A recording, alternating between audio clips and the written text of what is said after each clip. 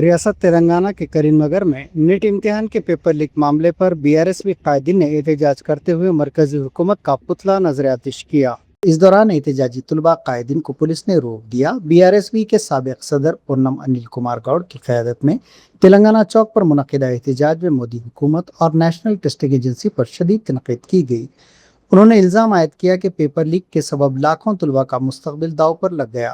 कायदीन ने मुतालबा किया कि पेपर लीक के जिम्मेदार अफराद के खिलाफ सख्त कार्रवाई की जाए, जबकि अखलाकी जिम्मेदारी कबूल करते हुए मरकजी वज़ीर तालीम धर्मेंद्र प्रधान और NTA डायरेक्टर जनरल इस्तीफ़ा दें। एहतजाज में BRSV के मुख्तलिफ तुलबा कायदीन और कारकुनों ने शिरकत की।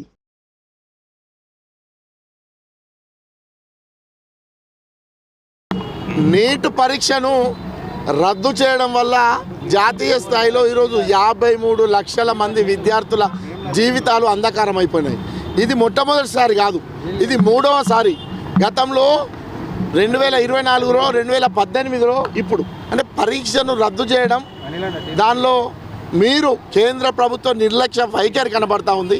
ఎవరో ఒకరి స్వార్థం వల్ల, లేకపోతే మీకు సంబంధించిన విద్యార్థుల లేకపోతే వారికి సంబంధించిన వ్యక్తుల కోసం పేపర్ లీకేజీలు అనే ఒక దుర్మార్గమైన మీ చర్యల వలన ఈరోజు నీట్ పరీక్షను రద్దు చేసి చాలామంది విద్యార్థుల జీవితాలను అంధకారంలోకి నెట్టివేయబడ్డారు. ఈరోజు ఆ పరీక్షల్లో ఇక్కడ ఉన్నటువంటి ప్రతి ఒక్క కుటుంబానికి సంబంధించిన విద్యార్థి కూడా బాధితుడిగా ఉన్నాడు. కాబట్టి కేంద్ర ప్రభుత్వాన్ని ఒకటే డిమాండ్ చేస్తూ ఉన్నాం, పేపర్ లీక్ అయినా ఏ పరీక్ష రద్దు కాకుండా పూర్తి స్థాయిలో జాతీయ స్థాయిలో ఒక చట్టం తీసుకురావాలని మేము డిమాండ్ చేస్తూ ఉన్నాం.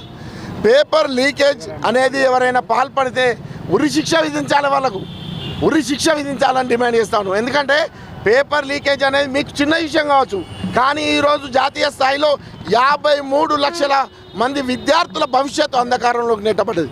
కాబట్టి జాతీయ స్థాయిలో కేంద్ర ప్రభుత్వం వెంటనే స్పందించి దీనిపై ప్రత్యేక చట్టాన్ని తీసుకురావాల్సిన అవసరం ఉన్నది.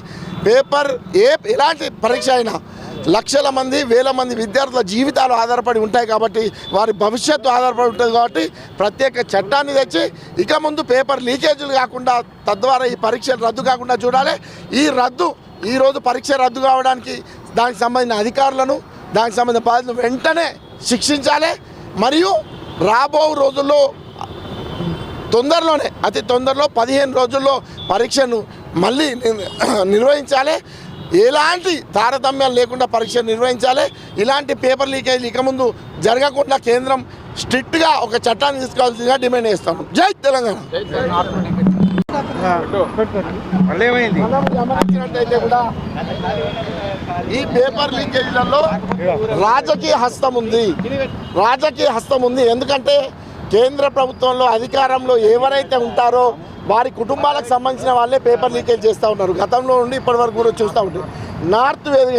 నార్త్ భారతదేశం మొత్తం కూడా వాళ్ళు రాజకీయ నాయకులు ఇన్ఫ్లుయెన్స్ చేస్తూ ఇంతమంది వేల మంది లక్షల మంది విద్యార్థుల భవిష్యత్తు ఆడుకుంటున్నారు. కాబట్టి రాజకీయ ఇన్ఫ్లుయెన్స్ ఎలాంటిది లేకుండా ఈ పరీక్షలు నిర్వహించాలి, దానికి ప్రత్యేక చట్టం తేవాలని డిమాండ్ చేస్తాము.